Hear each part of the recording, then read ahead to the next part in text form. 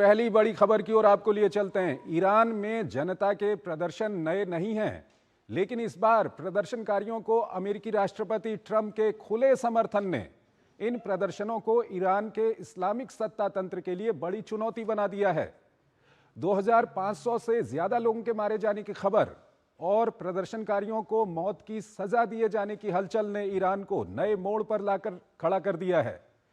Iran के ताजा हालात और वैश्विक प्रतिक्रिया को लेकर हम पहले आपको एक रिपोर्ट दिखाएंगे और उसके बाद अपने विशेषज्ञ मेहमान से चर्चा करेंगे कि दशकों से अमेरिकी और पश्चिमी चुनौती और जनता के विरोध प्रदर्शनों के बावजूद खामनेई के नेतृत्व में ईरान की सत्ता का किला मजबूत कैसे बना हुआ है।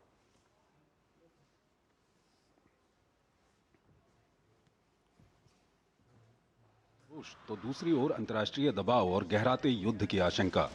बेहद संवेदनशील मोड़ पर खड़े तेहरान के लिए कई चुनौतियां मुंह बाएं खड़ी हैं। करेंसी रियाल में ऐतिहासिक गिरावट के खिलाफ ग्रैंड बाजार से शुरू हुआ प्रदर्शन 2 हफ्ते के अंदर पूरे देश में फैल गया। स्थानीय दुकानदारों द्वारा शुरू हुए प्रदर्शन में धीरे धीरे मजदूर, युवा, मध्यम वर्ग और महिलाएं भी जुड़ती गईं। भले ही प्रदर्शनकारियों के लिए मुद्दा बेकाबू महंगाई रही है, लेकिन पिछले कुछ दिनों से देश में पानी की कमी, बिजली कटौती समेत बढ़ती बेरोजगारी सरकार के लिए चुनौती साबित होती रही। मानवाधिकार संगठनों ने विरोध प्रदर्शनों में अब तक 2500 से अधिक लोगों के मारे जाने का दावा किया है, जिसमें 2403 प्रदर्शनकारी और 147 सरकार से जुड़े लोग शामिल हैं। ईरानी अधिकारियों ने भी पहली बार अशांति में करीब 2000 लोगों के मारे जाने की पुष्टि की है। ईरान में जारी विरोध प्रदर्शनों के बीच राष्ट्रपति मसूद पेजेश्कियन का बड़ा बयान भी सामने आया। उन्होंने माना कि देश के गंभीर आर्थिक हालात को लेकर ईरानी नागरिकों की मांगों को समय रहते सुना जाना चाहिए था। इस बीच प्रदर्शनकारियों का नेतृत्व कर रहे रेजा पहलवी ने सेना से विरोध प्रदर्शन में शामिल होने की अपील की। अमेरिकी राष्ट्रपति डोनाल्ड ट्रंप की चेतावनी के बावजूद न्यायपालिका ने संकेत दिया कि प्रदर्शनों के दौरान हिरासत में लिए गए लोगों के मामलों की त्वरित सुनवाई होगी और उनके खिलाफ सजा की तामील भी होगी। जज की टिप्पणी को ट्रंप के लिए सीधी चुनौती माना जा रहा है, क्योंकि अमेरिकी राष्ट्रपति ने प्रदर्शनकारियों के खिलाफ फांसी की सजा को लेकर ईरान को चेतावनी दी थी। अपने ताजा बयान में ट्रंप ने ईरानियों से विरोध जारी रखने की अपील करते हुए कहा कि मदद रास्ते में है। हालांकि उन्होंने ये स्पष्ट नहीं किया कि ये मदद किस रूप में होगी, लेकिन संकेत दिया है कि ईरान के खिलाफ सैन्य कार्रवाई भी विकल्पों में शामिल हो सकती है। हालांकि जानकारों का मानना है कि ट्रंप की अपील अभी फिलहाल बयानों तक ही सीमित है, लेकिन अगर तेहरान में प्रदर्शन और हिंसक होता है तो कार्रवाई की संभावना बन सकती है। इस बीच ईरान ने ट्रंप के बयानों को राजनीतिक अस्थिरता फैलाने का प्रयास करार दिया। ईरान ने चेतावनी देते हुए कहा है कि अगर हमला हुआ तो इजराइल और अमेरिकी ठिकानों और उनके जहाजों को निशाना बनाया जाएगा। ईरान ने कूटनीतिक स्तर पर कतार, तुर्की, इराक और संयुक्त अरब अमीरात से संपर्क तेज कर दिया है। ईरानी विदेश मंत्री अब्बास अराक्ची ने पश्चिमी देशों से आंतरिक मामलों में दखल बंद करने की अपील की। उधर ईरानी तेल के सबसे बड़े खरीदार देश चीन ने भी अमेरिकी राष्ट्रपति के बयान को अंदरूनी मामलों में दखल करार दिया है। रूस ने कहा कि अमेरिका प्रदर्शन को बहाना बनाकर ईरान पर हमले का बहाना ढूंढ रहा है, लेकिन उसे इसके भयानक नतीजे के बारे में भी पता होना चाहिए। दरअसल ईरान एक ऐसा देश है जहां विरोध प्रदर्शनों की कहानी नई नहीं है। 1979 की इस्लामिक क्रांति के बाद से ईरान में दर्जनों बार सड़कों पर गुस्सा उतरा, लेकिन उतनी ही बार सरकार ने उसे दबा दिया और खामनेई के किले में कोई दरार नहीं आई। अशोक सज्जनहार हमारे साथ जुड़े हुए हैं, पूर्व वरिष्ठ राजनयिक हैं, विदेशी मामलों के जानकार हैं, उनसे हम बातचीत करेंगे। अशोक जी, बहुत बहुत स्वागत है आपका हमारे इस कार्यक्रम में। अशोक जी, जिस मामले पर हमने अभी आपके साथ चर्चा करनी है उस पर हम बात में जाएंगे, लेकिन पहले आपसे ये जानना चाहेंगे कि आज प्रेसिडेंट पेजेश्कियन का एक बयान आया है। उन्होंने, जो ईरान की सरकारी न्यूज़ एजेंसी है उसने रिपोर्ट किया है, वो बैठक कर रहे थे वहाँ के जो इकोनॉमिक मिनिस्टर हैं उनके डेप्यूटीज़ के साथ। उन्होंने कहा कि हमने पहले ध्यान दिया होता तो ये हालात नहीं बनते। क्या कुछ कहेंगे अशोक जी? जी, बहुत धन्यवाद मुझे आमंत्रित करने के लिए। आप बिल्कुल ठीक कह रहे हैं। देखिए, जब मसूद पेजेश्कियान बनकर आए थे राष्ट्रपति, तो यही कहा जा रहा था जो वो एक मॉडरेट हैं, वो एक्सट्रीमिस्ट नहीं है। जैसे इब्राहिम रईसी थे उनसे पहले, जिनको असैसिनेट कर दिया गया था, मार दिया गया था, या उससे पहले महमूद अहमदी निजात थे, तो वो बड़े ही फंडामेंटलिस्ट थे, बड़े एक्सट्रीमिस्ट थे। और इसीलिए जब ये आए थे तो उन्होंने बात की थी, जो हमें बातचीत से इन तथ्यों को सुलझाना चाहिए, तो उनका जो बयान है वो बिल्कुल उसी के तौर तरीके पर है जो उन्होंने पहले कहा था, जो हमको बातचीत से सुलझाना चाहिए और एक्सट्रीमिस्ट कोई पोजीशन नहीं लेनी चाहिए। ठीक है अशोक जी, अब सवाल यहाँ पर यह है कि इस्लामिक रेवोल्यूशन के बाद हम देख रहे हैं कि जो वहाँ पर सत्ता है, क्लैरिकल रिजीम जो वहाँ पर है, उसके खिलाफ कई विरोध प्रदर्शन वहाँ पर हुए।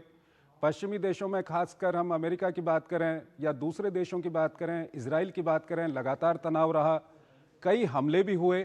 ऐसे में आपसे हम ये जानना चाहते हैं कि ये जो क्लैरिकल सिस्टम है, इसमें अभी भी कहीं कोई दरार नहीं देखी जा रही है? किसी तरह का कोई विरोध प्रदर्शन ईरानी आर्मी की ओर से या दूसरे जो संस्थान है उनकी ओर से हमने कभी नहीं देखा, क्यों?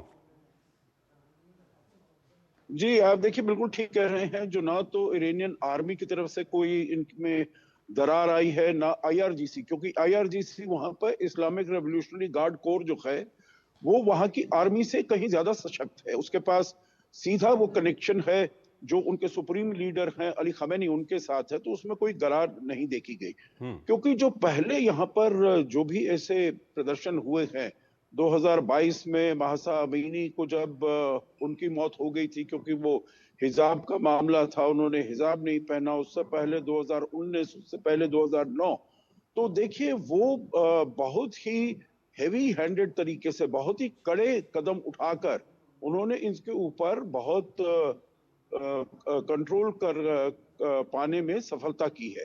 परंतु अभी जो हो रहा है, जो अभी ये जो प्रोटेस्ट हुए हैं, आपने देखा है 28 दिसंबर को शुरू हुए हैं, करीब 15-17 दिन हुए हैं इसको, परंतु वो आर्थिक रूप से बहुत ही मुश्किल पैदा कर दी है उन्होंने लोगों के लिए, क्योंकि उनकी जो करेंसी है, रियाल है, वो एकदम से घटकर, जैसे $1 की कीमत करीब 1.5 मिलियन रियाल हो गई, मतलब 15 लाख रियाल हो गई। तो ये बहुत ज्यादा है और इन्फ्लेशन बहुत ज्यादा बढ़ गई है। आपको याद होगा, आपके देखने वालों को याद होगा, 1979 में जब इस्लामिक रेवोल्यूशन आई थी, इस्लामिक शासन आया था, तब भी जो बाजार के लोग थे उन्होंने इस्लामिक शासन के लिए उन्होंने उसमें हामी भरी थी। और अभी ये पहली बार है जो बाजार उतरा है इस्लामिक जो सरकार है उसके विरुद्ध। तो इसीलिए आपने देखा है 2 हफ्ते में पूरे देश में, देश बहुत बड़ा है ईरान का, कोई छोटा देश नहीं है, जनता, उनकी आबादी भी बहुत बड़ी है, परंतु बहुत ही जल्दी चारों तरफ फैल गई है। और ऐसा लगता है जो ये वाला सबसे ही हानिकारक, सबसे ही सीरियस प्रदर्शन है पिछले 46 साल में, जब से ये इस्लामिक सरकार वहां पर आई है। ऐसे में सवाल ये उठता है कि जो प्रेसिडेंट ट्रम्प बोल रहे हैं कि आप, वो प्रदर्शनकारियों को बोल रहे हैं कि आप अपने संस्थानों को कब्जे में ले लीजिए, मदद रास्ते में है, इसको आप किस तरह से देखते हैं? अमेरिका, ये जो बयान है, इनका क्या फर्क पड़ेगा? और अगर मदद भी किसी तरह की होगी तो वो किस तरह की होगी? देखिए, वो उनको भड़काने का प्रयास कर रहे हैं, वो उनको परंतु सबसे मुश्किल बात इनके लिए ये है जो वहां पर कोई लीडरशिप नहीं है इनके पास। और ये अब रेजा पहलवी जो आपने दिखाया अपनी रिपोर्ट में, वो कह रहे हैं जो मैं आपके साथ खड़ा हूं, परंतु उनको कोई इतना ज्यादा सपोर्ट नहीं है। जहां तक बात है किस प्रकार की सहायता वो लेकर आएंगे, तो उसमें अभी ये बिल्कुल क्लियर नहीं है। जो क्या अपने वहां पर ट्रूप्स तो नहीं लाएंगे, परंतु हवाई तरीके से अगर कोई वहां पर हमला करेंगे तो वो कर सकते हैं, या फिर कोई साइबर अटैक वहां पर कर सकते हैं। वो जरूर एक विकल्प है जो कि जिसका कि वो प्रयोग कर सकते हैं। परंतु अभी उन्होंने ये नहीं बताया है जो किस प्रकार की, क्या वो अपने वहां पर ट्रूप्स लाएंगे, क्या इजराइल वहां पर बॉम्बिंग करेगा, क्या खुद अपने आप बॉम्बिंग करेंगे। तो ये आगे के दिनों में देखना पड़ेगा जो किस प्रकार की सहायता वो कह रहे हैं जो रास्ते में है। अशोक जी, एक तरह का पोलराइजेशन भी नजर आ रहा है दुनिया में। अगर हम देखें तो एक तरफ अमेरिका, इजराइल, यूरोप के देश हैं, दूसरी तरफ जिस तरह से रूस और चीन की ओर से बयान आ रहे हैं, क्या कुछ आप कहेंगे? जी बिल्कुल, आप ठीक कह रहे हैं। देखिए, रूस और चीन के तो वैसे ही संबंध अमेरिका के साथ ठीक नहीं है, तो जो कुछ भी करेगा अमेरिका करेगा। चाहे वेनेजुएला में अभी आपने देख लिया है, वेनेजुएला में भी उन्होंने बहुत उनकी भर्त्सना की है। जो ये अपने स्ट्रेटेजिक ऑटोनॉमी, अपने सॉवरेनिटी और टेरिटोरियल इंटेग्रिटी को आपने खत्म किया है, उसके विरुद्ध इंटरनेशनल लॉ, यूनाइटेड नेशंस के प्रिंसिपल्स के विरुद्ध किया है। तो यहाँ पर भी वो उनकी निंदा कर रहे हैं, और भी जो देश हैं वो दबी आवाज में निंदा कर रहे हैं, परंतु जो पूरा पश्चिमी महकमा है, वो यूरोप है या फिर जापान, ऑस्ट्रेलिया, अमेरिका, ये सब तो उनके साथ हैं। जो ये वाली जो सरकार है, बहुत ही इन्होंने अत्याचार किए हैं अपने लोगों के ऊपर, तो इस सरकार को जाना चाहिए और कोई यहाँ पर डेमोक्रेटिकली इलेक्टेड, लोकतांत्रिक तरीके से चुनी गई सरकार को यहाँ पर आना चाहिए। जो आर्थिक प्रतिबंध समय समय पर विभिन्न कारणों से ईरान पर लगाए गए हैं, उन्हीं आर्थिक प्रतिबंधों का कहीं ना कहीं असर है कि अर्थव्यवस्था ऐसी हो गई है, तो इसको आप किस तरह से कहेंगे अशोक जी? जी, आप बिल्कुल ठीक कह रहे हैं, क्योंकि ये सैंक्शंस जो हैं, और इसीलिए आपने देखा होगा जो जब खतामी थे यहाँ के राष्ट्रपति 2015 में, उन्होंने JCPOA ले आए थे, joint comprehensive plan of action, जिसे ईरानियन न्यूक्लियर डील भी कहा जाता है। उन्होंने कहा था वो करेंगे तो थोड़ा सा जो प्रतिबंध है वो हटेंगे, और वहां पर जो आम लोगों की आर्थिक जिंदगी है, माली हालत है, वो थोड़ा बेहतर होगी।